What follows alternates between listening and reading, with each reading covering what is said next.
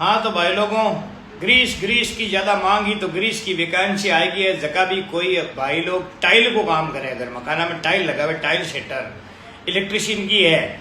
और दूसरी बात, जगह टावर है, जी आपने एयरटेल का टावर है, जियो का टावर है, तो बयान को टावर को कोई काम करता हुआ, टावर के मायने इंजीनियर बोले तो टावर टेक्नीशियन, इंजीनियर नहीं बोल सका। बाकी वैकेंसी है ग्रीस देश के मायने, अच्छी सैलरी है, अच्छो देश है, कई लोगों की डिमांड है ग्रीस। तो ग्रीस की वैकेंसी अवेलेबल है। जिन भी भाइयों को जाना है होटल सांवरिया विजिट करें, बात करें, कागज तैयार करें और फटाफट काम करें।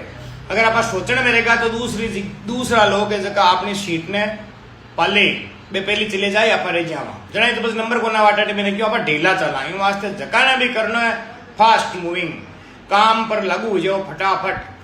और फॉलो चेको, फॉलो को मतलब वो नहीं मन की फॉलो मिल रही है, एक दूसरे के अंदर रील पुगे पाची नई रील नया समाचार नई वैकेंसी आपने मिलती रहे। एक भाई पूछो फॉलो क्यों कराओ, तो फॉलो वास्ते कराऊं टेको रील।